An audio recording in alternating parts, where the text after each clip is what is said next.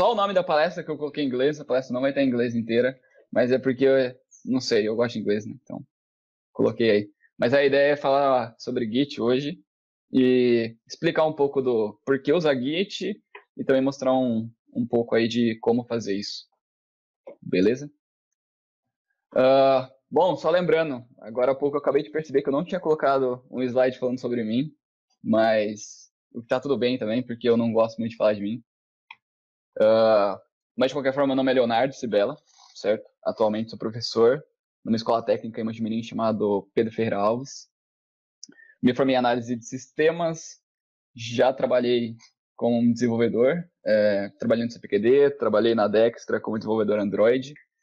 Já fiz trabalho voluntário na FATEC também, lá de Mojimirim, chamado FATEC Arthur de Azevedo, e atualmente eu trabalho como professor. Bom, vou começar a palestra falando um pouquinho aí de uma coisa uma notificação que eu recebi do Facebook, que acho que há 3 anos atrás, mais ou menos, não, 2 anos atrás, eu tinha postado uma frase interessante, que era sobre pessoas que ainda não conhecem, desenvolvedores que ainda não conhecem sistema de controle de versão, né?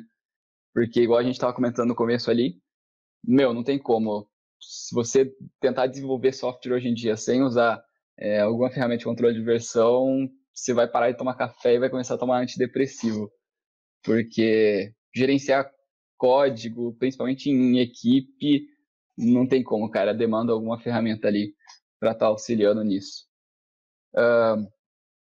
E aí vamos começar então, né, falando do porquê, certo? Acho que já fica óbvio logo de cara, mas por quê? Bom, uma coisa que eu gosto de perguntar para os meus alunos, né, e aí você pode passar para o pessoal que estava falando lá também, como que você vai armazenar código hoje em dia, né? Eles começam lá aprendendo Pascal ou alguma linguagenzinha um pouco mais básica, lá, às vezes JavaScript também. E eu falo, tá, beleza, vocês estão desenvolvendo e tal, como vocês armazenam código hoje em dia? Ah, a gente armazena no notebook, no computador. Ah, ok, notebook, computador. Mas e quando você pensa num projeto grande, que às vezes você vai querer utilizar ele em vários lugares, né? E aí a resposta é, sei lá, um pendrive, por exemplo. Pô, bacana, pendrive já é uma evolução. Mas e se você precisa tá compartilhando esse código com várias pessoas? Aí você vai ficar passando esse pendrive de um lado para o outro, na hora de fazer o TCC, por exemplo, e tal. E mais do que isso, né? Como empresas fazem esse tipo de coisa? E aí, às vezes, algum outro lá chuta, não sei, colocar no Google Drive, OneDrive, alguma coisa do tipo. E o fato é que não é assim que funciona. E, enfim, na verdade, quando a gente começa a pensar, né, um pouco mais em mais algumas outras coisas desse cenário de desenvolvimento, a gente começa a lidar com algumas perguntas que até então eles não fazem, né? Que a gente pode até colocar aqui. Então, uma delas, acho que é a mais simples de todas aí, mas com certeza é algo bem interessante para se pensar você fez uma mudança no seu código, você percebeu que aquilo foi um erro e você quer reverter aquilo. E aí o pessoal normalmente faz o que? Criar uma pastinha falando, agora está pronto. E aí vai lá e faz alguma outra atividade, faz um outro backup, fica criando um monte de backup, e aí eles tentam reverter ali nos backups se precisar, mas começa a ficar muito confuso com o decorrer do tempo. Em determinado momento você pode perder o código seu também, então salvar no pendrive, alguma coisa que não esteja no servidor aí não é muito legal. Ou às vezes você tem essa necessidade de pegar um backup um pouco mais velho aí. Se você conhece um pouco o desenvolvimento ágil, você sabe que você desenvolve o software em incrementos pequenos, e pode ser que em determinado momento você está numa atividade e você não conseguiu concluir ela para aquela sprint ou para aquela iteração que você está fazendo ali com o cliente, e você quer voltar para um momento antigo que tinha, sei lá, em vez de 4 funcionalidades prontas e uma não pronta, você quer voltar para o momento em que as 4 estavam inteirinhas prontas lá. Às vezes teve que manter múltiplas versões do mesmo produto, então você está com uma versão 1 que está no cliente, o outro está com a 2.0, e aí tem uma correção de bugs, tem que colocar nos 2 lugares, e aí, como é que você vai fazer isso, né? E, enfim, N coisas aí. Você quer ver uma diferença entre uma versão e outra, saber o que foi alterado, o que foi feito, ou às vezes até verificar se o que causou algum determinado erro que foi colocado, algum bug que foi colocado aí na aplicação.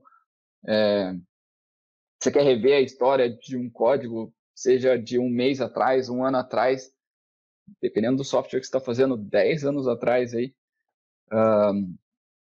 Você quer compartilhar esse código também, ou submeter alguma mudança, né, no código de alguma outra pessoa, de forma fácil, sem complicação, sem medo de que o que você vai alterar vai atrapalhar outra pessoa, porque ele às vezes está mexendo na mesma coisa.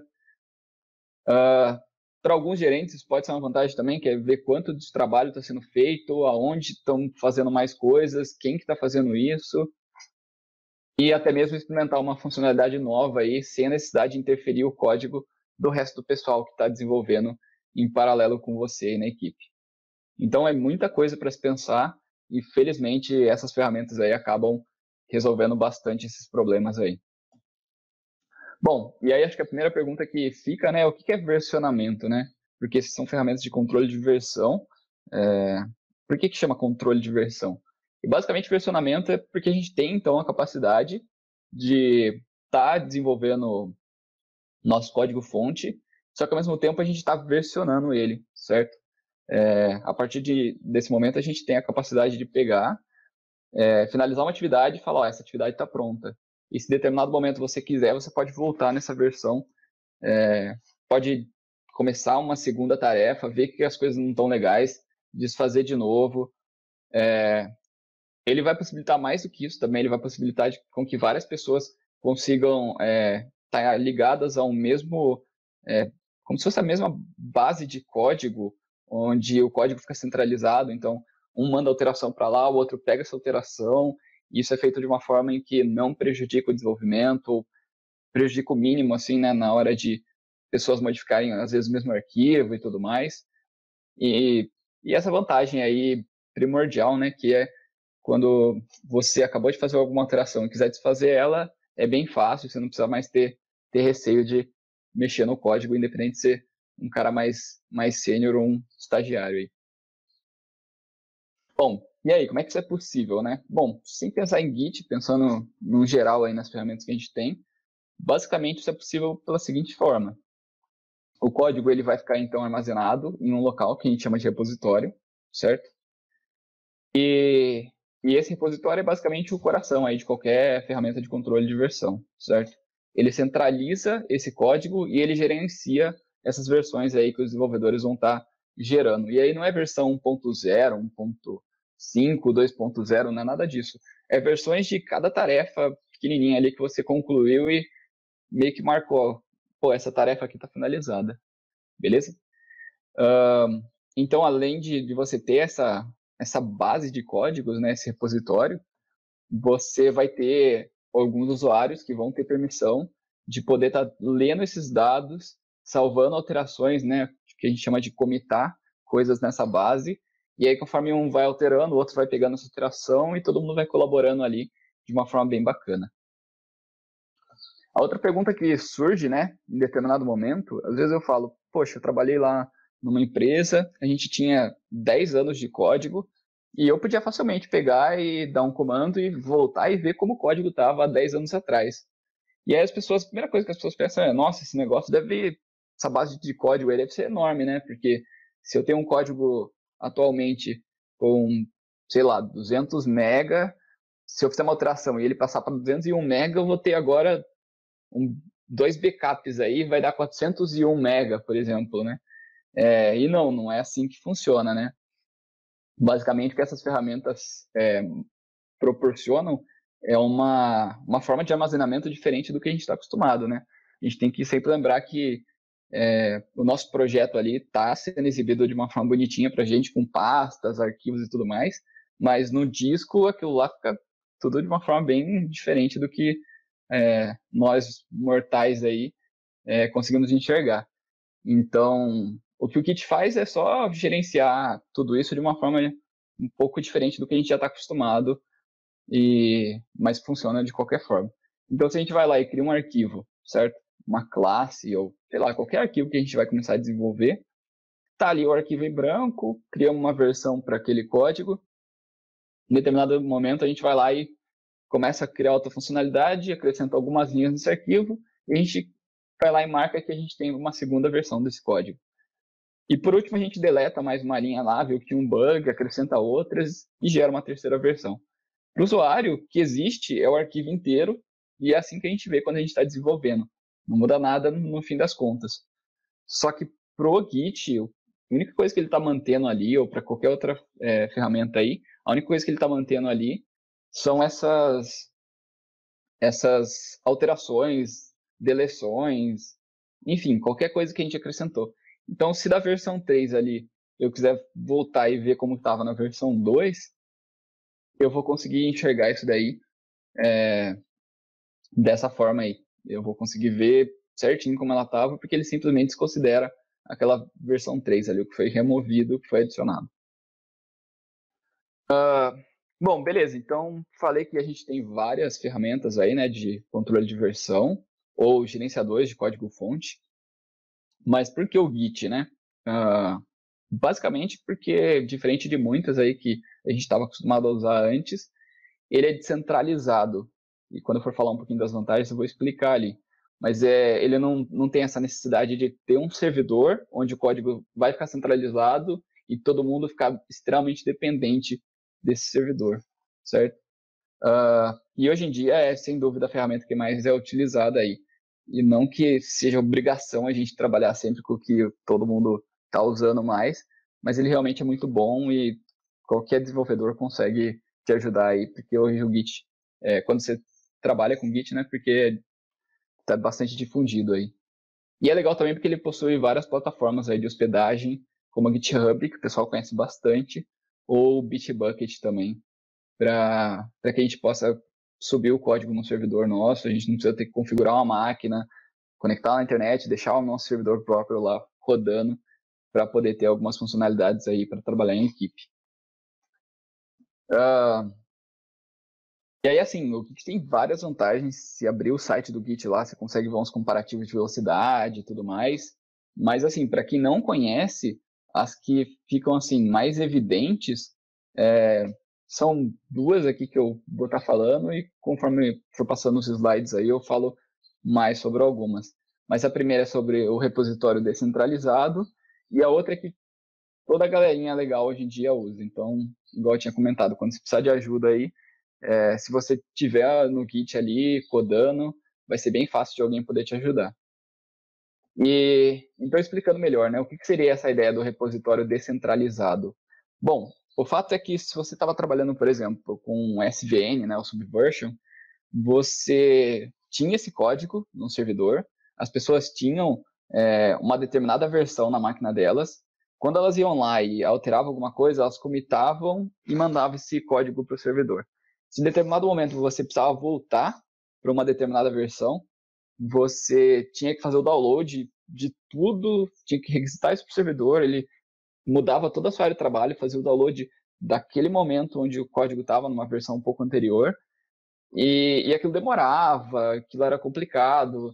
Se você ficava sem internet, dava problema, porque você não tinha como mandar as coisas para o servidor, então você tinha que decidir se ia terminar uma tarefa e ia ficar esperando a internet voltar, ou o servidor voltar, se fosse o caso. Ou se não, se o servidor caísse, pô, não tem mais o que fazer. Ou não, vamos continuar fazendo várias tarefas e depois eu comito tudo de uma vez. Só que aí, sabe, não é legal ficar comitando várias coisas diferentes numa única versão. Então era bastante problemático aí. E o que o Git fez foi basicamente descentralizar isso, certo? Toda vez que você começa a trabalhar num projeto novo, o que você tem na sua máquina não é uma determinada versão do que está no repositório central lá. Você literalmente tem um repositório local, que a gente chama, na sua máquina aí, certo? Então você pode ficar salvando essas alterações no seu repositório e aí quando a internet voltar, você manda elas toda de uma vez aí para o servidor. Então, é muito bacana porque a partir desse momento você consegue fazer várias ações aí de forma offline, certo?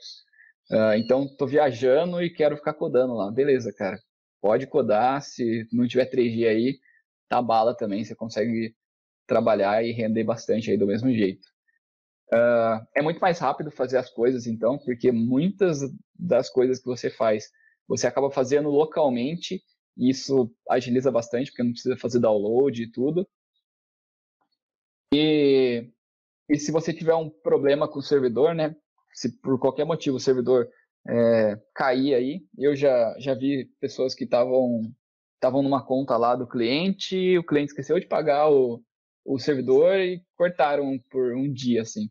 E aí o que a galera fez foi o quê? Pegar um dos repositórios que um desenvolvedor estava trabalhando ali, que estava um pouco atualizado, e todo mundo apontou para a máquina dele e continuou trabalhando do mesmo jeito. E isso você não tinha com algumas ferramentas aí que a gente usava antes de ter o Git. Bom, acho que só aí já conquista todo mundo, já acaba com o porquê usar Git, mas, enfim, ainda tem mais vantagens, né? Eu tinha falado também que o Git é interessante porque todo mundo está usando, e assim, acho que isso é muito marcante, assim, acho que eu fiz um comparativo aqui, se a gente procurar, por exemplo, hoje o Git, o termo Git no Google e procurar imagens, pô, beleza, acho umas imagens legais ali, uns fluxogramas bacanas, bem feitinhos e tal. Se você for procurar, por exemplo, SVN, tem cara de coisa do século passado, assim.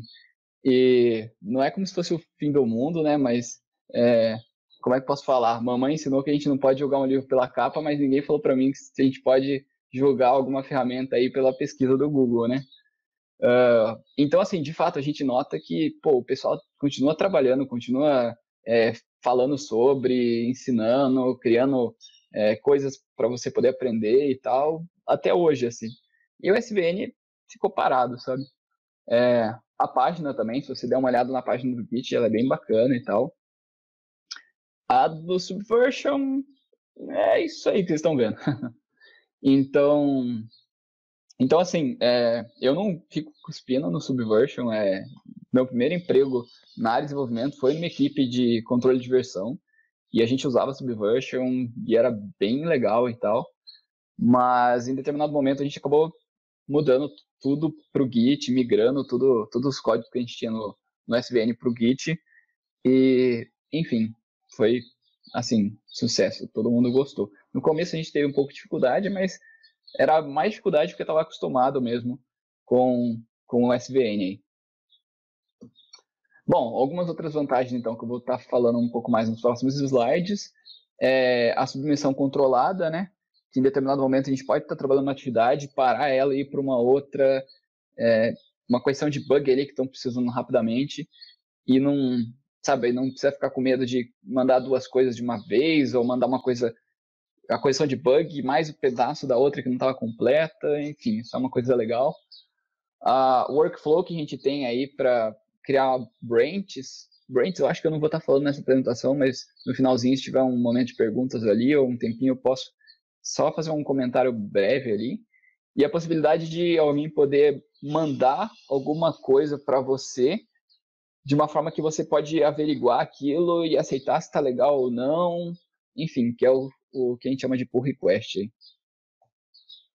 Bom, tem desvantagens de usar Git? Tem algumas coisas aí que a gente pode citar, certo? O Git ele é muito ruim para arquivos binários, certo? Então, tudo que não for código e for binário, imagem, vídeo, esse tipo de coisa, e que a gente fica atualizando com bastante frequência, não é legal ficar trabalhando no Git. Ele realmente infla demais seu repositório aí, e na hora de um desenvolvedor novo estar usando e tudo mais, não é legal. Então, se você tem muitas imagens aí que você pode tirar do Git e talvez um designer precise ficar editando muito aquilo, né, pode ser uma coisa para ser excluída aí do repositório. E o SVN ele tinha um esquema de locar arquivos, né? Em determinado momento, uma pessoa podia estar trabalhando num arquivo e falar, ó, ninguém vai mexer nesse arquivo aqui. Por um lado, isso não é legal, certo? Você quer que pessoas possam mexer em um mesmo arquivo ao mesmo tempo, até porque, se vocês conhecem aí orientação a objetos, você sabe que você acaba precisando de uma determinada classe, mesmo quando você está trabalhando em outra, ou se não conhece também, você imagina que em determinado momento você vai usar coisas de um determinado arquivo e a outra pessoa pode também estar usando. Enfim, não é interessante, sabe? Você bloquear um arquivo só para você, assim. Por mais que você pode estar trabalhando numa funcionalidade X e o outro cara na Y, os dois podem querer usar o arquivo Z lá. Então, é interessante em alguns casos aí, principalmente quando a gente trabalha com arquivos binários, mas, enfim, tem essa coisa. Eu não vou falar que é problema nem vantagem, mas você não pode fazer esse lock de arquivo aí no Git. E tem gente que fala que a curva de aprendizado é maior por algumas coisas aí, e eu acho que não, assim. Todo mundo que eu ensinei Git, alguns alunos lá acharam bem tranquilo, mas eu já notei pessoas que trabalhavam com SVN, foi para o Git, ficou bem confuso, assim. Mas eu não acho isso uma desvantagem, não. E aí eu coloquei aí também para ficar evidente. Bom, acho que eu já comentei um pouquinho aí do o que é o Git, né?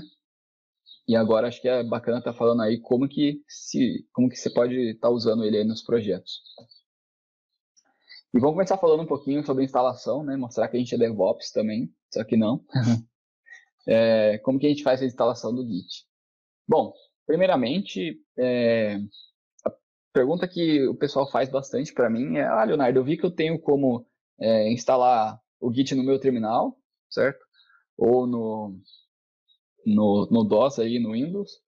E aí, eu vi que eu também tenho uma ferramenta gráfica e tudo. É melhor em ferramenta gráfica, é melhor no terminal? Qual que é o mais interessante, né?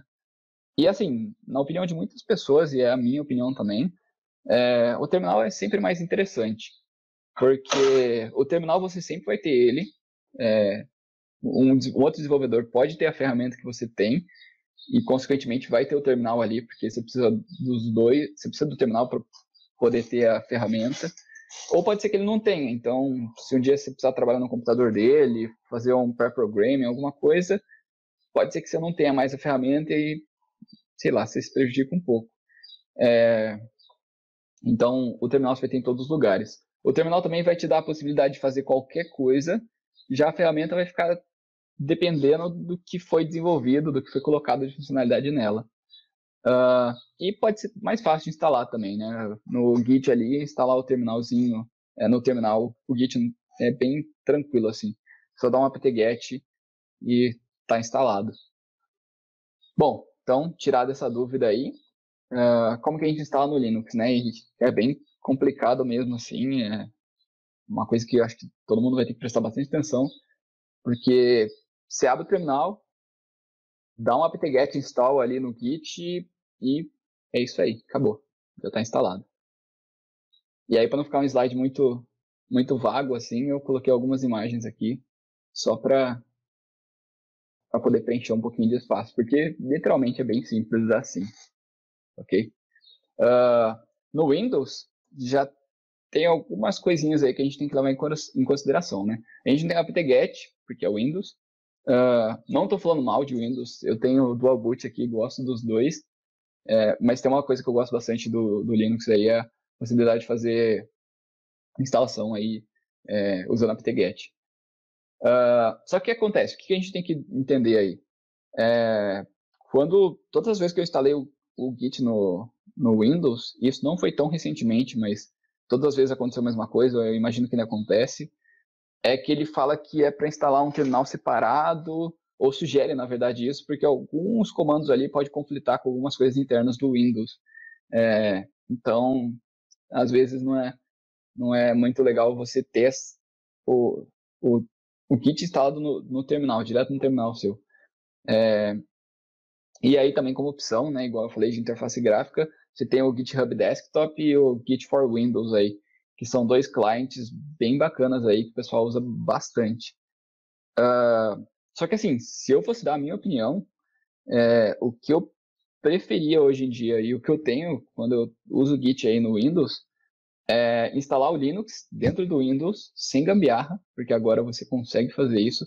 Tá na loja lá do Windows, Windows Store, né, se não me engano, para você poder instalar um terminal do Linux ali no seu Windows. E lá, você consegue dar um apt-get normal e pronto, você tem o Git instalado ali. Mas isso é porque eu gosto bastante dos comandos aí do Linux, estou bem acostumado assim. Enfim, essa é a opção que eu gosto aí e vejo algumas pessoas usando também. E aí fica a pergunta, né? Como que eu instalo esse terminal do Linux e tudo mais? Vou aproveitar o momento aqui e fazer um jabá para um grande amigo meu aí, o professor Binho, que aliás já palestrou com a gente aqui uma vez falando de Node.js. E, enfim, ele tem um canal no YouTube e ele tem esse segundo vídeo que vocês estão vendo aí. Não, perdão, terceiro vídeo, que é Linux Bash no Windows. E na apresentação vai ter os links aí em cada um dos íconezinhos aí para quem quiser. E ele faz um vídeo bem bacana aí explicando como é que instala o Linux no Windows, beleza? E aí quem quiser também já segue o cara aí, porque rapaz é bom e professor comigo também, grande amigo meu, igual eu falei, e certamente é uma pessoa que eu sigo aí como modelo de professor. Bom, mas para puxar saco um pouquinho, vamos partir para uma próxima parte aí, que é falar um pouco do workflow, né? Entender como é que é o fluxo do trabalho dentro do Git. Porque a partir do momento que você instala essas ferramentas, certo? De controle de versão, você tem que entender que você tem um processo aí, que não é nada demais também, mas você tem que entender o processo de trabalho aí, quando você usa essa ferramenta. Não é só salvar lá na IDE e começar uma atividade nova e fazendo. Você tem todos uns momentos aí que você precisa falar para o Git que uma tarefa ficou pronta e tudo mais. Bom, o que é o básico assim que vocês precisam entender, né? Toda vez então que você tiver um projeto, você vai ter que informar para o Git que aquele projeto tem que ser versionado. Toda vez que você fizer uma alteração, uma remoção, uma inserção de alguma coisa, você tem que falar para o Git, ó, eu quero que você mande isso para uma próxima versão e em determinado momento você vai lá e vai commitar aquelas alterações. Você vai meio que gerar essa versão nova. E vai especificar uma frasezinha ali falando, isso aqui foi a correção de bug e tal, ou validação no cadastro do usuário, enfim. E enviar isso daí para o repositório, certo? Tá, e quais são os passos aí que a gente tem para poder trabalhar com Git? Primeira coisa que você tem que fazer, o primeiro comando que você tem que usar quando você está começando um projeto novo aí, é o git init, certo? É o momento que você vai na pastinha que você criou o projeto lá, normalmente esse projeto recém-criado mesmo da IDE, assim, você entra nela, dá um git init, e ele vai criar uma pasta chamada git dentro da raiz do projeto, certo? E é lá que ele vai gerenciar esse repositório aí para você. E então, primeira coisa, vai lá, dá um git init, ele vai mostrar aquela mensagem que inicializou um repositório vazio do Git aí, e pronto, você basicamente já está começando a trabalhar com Git. A próxima coisa a entender, depois de versionar seu código, é que por mais que você vai estar sempre enxergando o seu projeto do mesmo jeito, certo? Os arquivos todos iguais ali, eles vão, de certa forma, estar passando por algumas etapas aí, certo? Desde o momento em que você começa a editar alguma coisa até o momento em que você cria uma versão nova. Então, a primeira coisa que você tem ali é a sua área de trabalho normal, certo? Onde os arquivos que estão versionados ali podem ou não ter sido modificados. Você tem uma tal de staging area, que toda vez que você modificou, deletou, alterou alguma coisa, inseriu algo novo, e você quer já uma versão nova, você escolhe desses arquivos que foram modificados quais vão para essa nova versão, e por fim você comita isso, que é basicamente gerar essa versão nova, certo? E como que você faz tudo isso, né? Depois de ter trabalhado em alguma coisa e decidido gerar uma versão nova, você usa o comando git add, passando os arquivos que você quer que vá para a nova versão, para mandar eles para essa staging area, certo? E não precisa ser todos os arquivos, certo? Essa é aquela vantagem que eu tinha falado, então você pode, trabalhando uma funcionalidade nova, seu gerente pode falar, corrige esse bug aqui para a gente agora, e aí o que você faz? Você vai lá, corrige o bug em determinado local, lá em algum arquivo, sei lá, e aí você vai, adiciona esse arquivo que foi a correção de bug, não adiciona os outros para essa staging area, e na hora que você comitar isso, só aquela alteração vai ser enviada, certo? E para poder comitar, só dá o comando git commit aí, e você já vai pegar esses arquivos que estão na staging area e eles vão ser a nova versão aí do seu projeto, ok? Tá, então, git add, igual eu falei, é esse comando que adiciona os arquivos para a staging area, e aí você tem duas opções, ou se dá um git add e passar o nome do arquivo, ou vários arquivos como parâmetro, ou se dá um git add ponto, e aí ele adiciona todos os arquivos ali que você alterou, modificou, deletou desde a última versão. Acho que deletou não, deletou acho que tem que dar o git rm, ou git remove, verdade. Mas enfim, tudo que você alterou e adicionou, dá um git add e ele já manda para a staging area ali certinho.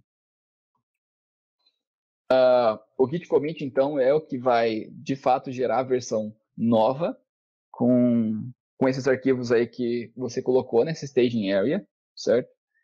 E, normalmente, a gente usa uma versão simplificada do comando para poder ir mais rápido também aí.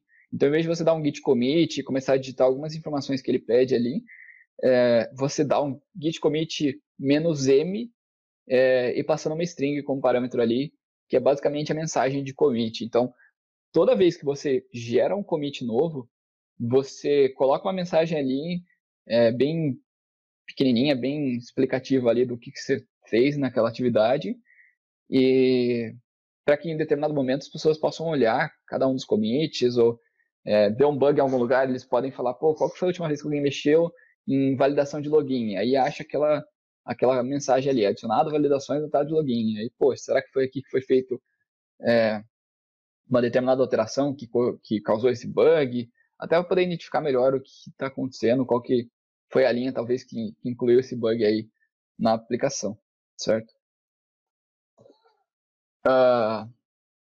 Outro comandinho bacana aí é o comandinho git log, certo? Que é onde você consegue verificar todas as alterações que algum usuário já comitou. Então, se você foi lá e deu 3 commits, dá um git log, você vai enxergar os 3 commits aí que você fez. Além dos commits, você consegue ver um hash que é gerado toda vez que você comita alguma coisa. E esse hash é usado em alguns momentos aí, quando você precisar voltar para uma versão anterior, quando você precisar estar referenciando um determinado commit, normalmente é esse hash aí que você usa. Só voltando um pouquinho aqui para o commit, assim como desenvolvimento de software, estrutura de código, padrões de desenvolvimento e tudo mais, tem bastante gente que é bem chita aí com essas mensagens de commit, assim como tem pessoas que são bem largadas assim. Então, você vai ver pessoas falando que quando você vai commitar, você tem que colocar uma sigla para falar que tipo de tarefa você fez. Então, foi um fix, foi um add, remove, sei lá o quê. E aí na frente você colocar uma descrição começada com verbo imperativo, enfim, tem N coisas aí que às vezes vale a pena ser discutidas, às vezes não vale a pena ser discutidas, mas, enfim, na minha opinião, colocando uma mensagem que fique claro ali o que você está fazendo já tá bom, mas é algo que a gente sempre discute aí com a equipe na hora que for começar um projeto novo, se for uma equipe nova e tal. Assim como também eu já vi gente comitando e cada commit da pessoa era git commit "-m", ponto, git commit "-m dev, e já era, tá lá, tá feito, tá pronto, rápido, fácil, sucesso, não precisa ficar pensando muito não. Enfim, aí eu acho que é uma coisa de cada um aí, como tem a possibilidade de colocar uma mensagem, eu sempre tento colocar algo que vai fazer sentido aí, vai ajudar quem um dia precisar dar uma olhada aí nesse log de commits. Outro comando que a gente usa bastante é o git status, certo? E ele basicamente mostra qual que é o status da sua área de trabalho lá. Então ele te dá uma certa visão de como o Git está enxergando o seu projeto naquele determinado momento. Então, na hora que você der um Git status ali na raiz do seu projeto, você vai enxergar quais arquivos foram modificados, quais arquivos você adicionou e ainda é novo, não foi versionado no seu código, que é que você removeu. Se você renomeou um arquivo também, ele vai mostrar lá que tal arquivo foi removido e ao mesmo tempo outro foi adicionado. Ele também vai mostrar o que você que você já colocou naquela staging area ali, para quando você gerar a nova versão, esses arquivos aí tá indo para essa versão nova, certo? E esse comando é bem legal, assim, porque em determinado momento você está lá desenvolvendo e fala, nossa, qual que foi as classes que eu já mexi, ou qual foi os arquivos que eu já editei aqui? Aí você vai lá, dá um git status, às vezes você está numa tarefa muito difícil, que você ficou o dia inteiro, ou às vezes já aconteceu aí de você ficar em uma tarefa em 2, 3 dias, dependendo do que for aí. Às vezes tem reunião também, pô, não tô lembrando o que eu já fiz, o que eu não fiz, ou passou o final de semana.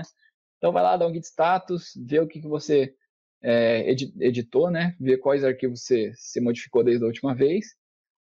E aí, em seguida você pode usar o comando git diff aí para poder enxergar um pouco mais de detalhe nessas modificações, certo? O que o diff faz é basicamente mostrar quais foram as alterações que você fez nesse arquivo, certo? E aí, por mais que no começo, assim, essas alterações possam não ser tão fáceis de visualizar, certo?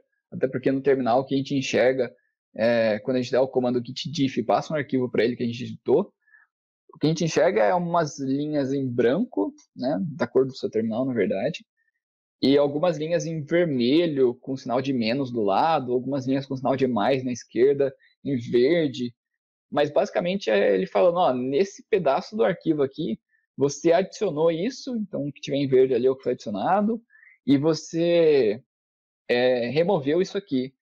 E, enfim, no começo às vezes é meio confuso você olhar pelo terminal e enxergar tudo isso, mas é questão de pegar o costume aí e auxilia bastante, assim, porque às vezes você viu que você fez a funcionalidade que você precisava, ou corrigiu algum bug, mas aí você foi lá e inseriu outro bug.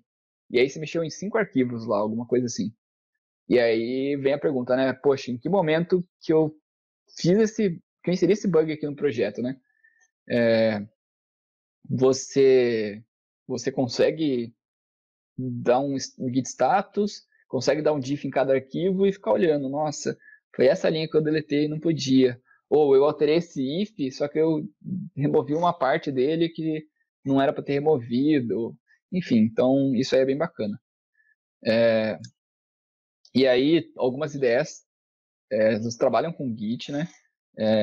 Você pode também utilizar a própria ideia para poder dar alguns comandos ali.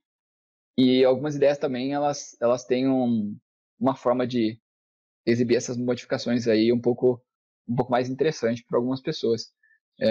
Então você vê um arquivo do lado do outro, é, ele consegue colocar algumas linhas no meio ali, falar que foi removido, e aí você pode expandir, enxergar com mais detalhe. Mas aí é para quem prefere aí, quiser usar alguma ferramenta ou usar a ideia para fazer esse tipo de coisa.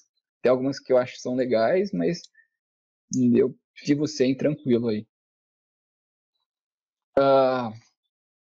O git checkout, ele é basicamente um comando que restaura uma determinada versão na sua área de trabalho. Então, toda vez que você precisa passar de uma determinada versão para outra, você pode usar o git checkout aí. E ele é bastante utilizado também quando a gente quer desfazer alguma alteração no arquivo. Se você der um git checkout, passar um arquivo para ele que foi modificado desde o último commit que você fez, ele vai fazer você voltar para o head desse arquivo, ou seja, para a última versão. Então, modificou um monte de coisa lá, viu que não conseguiu fazer nada do que você queria e quer desfazer tudo, pode dar um git checkout lá e ele desfaz todas aquelas alterações ali desde a última modificação. Uma coisa que eu estou olhando no tempo aqui, eu achei que eu ia estourar da conta que eu tinha feito, mas tô bem tranquilo aqui. Então, vou dar uma pausinha aqui, só comentar por cima, assim, do que são brands, até porque eu estou citando ali. Mas essa ferramenta de controle de versão, ela permite, né, que você crie como se fosse uma parte separada do seu projeto, onde basicamente ela não vai impactar no código principal que todo mundo está trabalhando. Então é como se em determinado momento você, sei lá, quer testar uma funcionalidade nova, só que você não quer ficar impactando o pessoal que está trabalhando no projeto. Então, o que você faz? Você vai lá e cria um branch, para você, assim, como desenvolvedor, é como se fosse uma pasta separada, e aí você começa a modificar tudo que você está querendo fazer na funcionalidade nova ali. Você pode inserir bug que não vai impactar com a, entre aspas, outra pasta dos outros desenvolvedores ali. E quando sua atividade estiver pronta, você pode devolver esse código que você fez pro galho principal, sei lá, usando a analogia, né, de branch, que seria galho aí, que é onde todo mundo está trabalhando, ou algo do tipo. E aí, para você poder alterar entre os branches, aí você usa o git checkout, passando o nome do branch que você quer tá indo aí, certo? Isso é bem interessante no Git, né, a utilização de branches, porque diferente de outras ferramentas de controle de versão, para você sair de um branch e ir para o outro, você dependia do servidor te enviar os dados que estavam lá no branch. Então, você tinha que ficar fazendo download e tudo mais. No Git é bem rápido, porque você já tem esse repositório local na sua máquina aí, certo? Então, Git checkout tranquilo. E aí vem a pergunta, né? O GitHub, que o pessoal normalmente, às vezes eu falo, você conhece o Git? Aí a primeira pergunta é o GitHub, né? E, bom, o GitHub tem tudo a ver com o Git aí, mas ele não é o Git, né? Ele é um servidor Git aí, certo?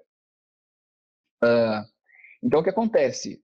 Eu estava falando ali, né, do fluxo de trabalho de adicionar arquivos para a staging area, né, dar um git add, dar um git commit, só que isso manda todos os arquivos para o seu repositório local, para o repositório que está na sua máquina, certo? Se você quiser que desenvolvedores possam trabalhar de forma simultânea, você vai precisar de um servidor, igual eu tinha comentado no começo lá, para poder estar enviando o código de todo mundo lá. Esse código está, de certa forma, né, no Git aí centralizado, e todo mundo puder ficar enviando alterações e pegando as coisas que os outros desenvolvedores modificaram. E a gente pode, então, pegar uma máquina, criar um servidor lá, configurar o Git nela e fazer todo mundo apontar para o repositório do projeto que está nessa máquina.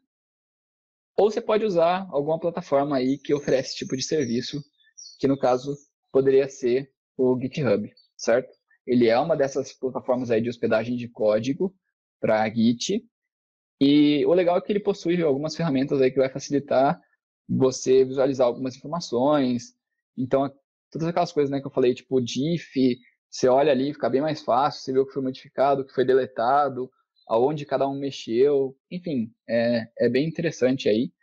Eu acredito, eu não pesquisei sobre isso, mas eu acredito que o GitHub é a plataforma que é mais utilizada hoje em dia aí. Porém, o Bitbucket é uma opção bem legal, porque quando você cria uma conta no Git, no GitHub, desculpa, se você não pagar para ter uma conta lá, todo projeto que você cria, ele acaba ficando visível para outras pessoas. Elas não podem modificar, elas não podem mexer no seu código, mas elas podem baixar para a máquina delas e usar, assim, ver todo o seu código, certo? Se você pagar, acho que $10 por mês ou algo assim, você já tem uma conta privada aí, você pode criar repositórios privados que só pessoas autorizadas podem visualizar também. É claro que um repositório que não é privado, que é público aí, você também pode escolher quem que vai poder modificar e alterar as coisas, mas todo mundo vai poder ver, né?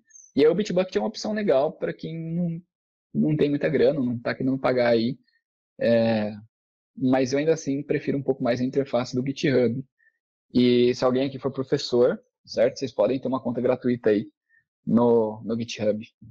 E eu tenho a minha e, enfim, uso bastante. Tá, e aí, a partir do momento que você tem um servidor, né? Você tem uma outra etapa aí, que é enviar essas alterações para o servidor, né? Ou seja, comitar essas alterações para esse repositório remoto. E aí você faz isso através do comando git push. Então, você já deu um commit, na hora que você der um git push lá, ele pega todos os commits que ainda não foram enviados e envia para esse servidor, que pode ser o GitHub, pode ser uma máquina que você mesmo configurou, pode ser num Bitbucket, enfim, faz diferença aí. Outro comando também que a gente acaba utilizando bastante aí quando a gente entra num projeto novo é o git clone. que é o comando que vai pegar um repositório remoto e clonar ele para nossa máquina, para a gente poder estar trabalhando aí num projeto existente já, certo? Então, toda vez que você for trabalhar num projeto novo, que usa o Git, a primeira coisa que você vai fazer é dar um git clone e passar essa string aí para poder estar baixando esse repositório. Ou fazendo uma requisição HTTP ou um SSH aí para poder pegar o projeto para a máquina de você e clonar esse projeto aí e ter um repositório local. Consequentemente, você vai querer estar enviando alterações lá. Aliás, desculpa, trazendo alterações de outras pessoas, né? Isso é bacana também. Se você está trabalhando numa equipe, em determinado momento alguém vai alterar alguma coisa, você vai querer estar pegando isso, certo? E aí o comando que você usa é o git pull. É legal que esse comando seja usado várias vezes, não só quando você vai mandar alguma coisa, porque evita um pouco de conflito, né? É preciso entender que o Git não resolve todos os problemas, e um deles é o que a gente chama de conflito, é quando duas pessoas mexem numa parte que o Git não consegue entender o que fazer ali. Então, você tem um if lá que fala se a idade for maior que 18, e aí você tem que fazer uma correção falando que a idade é maior ou igual. Só que ao mesmo tempo uma pessoa está mexendo nesse if e colocando uma outra condição, que é o salário ser maior que 3 mil reais, certo? E aí como tinha que ficar esse if, né? Idade maior ou igual a 18 e salário maior que 3 mil reais. Só que cada pessoa faz uma alteração diferente, né? Os dois trabalham ao mesmo tempo e mexem no mesmo if. E aí na hora que o segundo cara for tentar puxar as coisas do primeiro, vai dar um conflito, porque o Git vai falar, meu, o que você quer fazer? Você quer manter a dele, manter a sua, ou você mesmo vai editar aqui e vai juntar as duas porque faz mais sentido? No caso, o que faz mais sentido nesse exemplo é juntar as duas, né? Então você mesmo vai ter que resolver esse conflito aí. E assim, quanto mais pull você fizer, menor a chance de dar conflitos aí, certo? Então, se você ficar comitando toda hora, comitando, e der um pull, sei lá, depois de muito tempo, pode ser que vai conflitar muita coisa. Aí, conflito, para quem já conhece essas ferramentas aí, nunca é algo legal, certo? Às vezes tem que chamar o cara que desenvolveu outra tarefa, ou a moça lá que fez alguma alteração, e falar, pô, senta comigo aqui, vamos tentar resolver esse conflito aqui, porque eu não estou entendendo nada, não. Bom, o push é o que eu tinha falado naquele momento lá, que ele envia os commits pro repositório, do seu repositório local para o remoto. E antes de você dar um push, é bem bacana você começar a lembrar de algumas coisas, certo? A primeira é fazer um pull para pegar as alterações que outros desenvolvedores fizeram lá no repositório remoto. O segundo é resolver os conflitos que pode ter ocorrido com aquele pull. E por último é compilar e testar o seu software aí, ou rodar os testes unitários, se for o caso. Então, às vezes as pessoas acham que é só dar um pull e dar um push, já era, mandei e dane-se. Mas não, toda vez que dá um pull, aquilo ali pode dar um conflito, aquilo ali pode dar um bug que não era esperado, pode quebrar teste. Então, fez um pull, vai lá, compila, vê se está tudo certinho.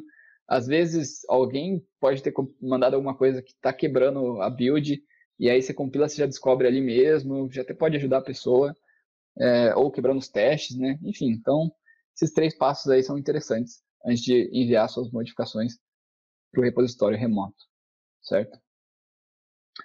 Outro comando bacana aí, que acho que é o último que eu estou falando, é o git stash, certo?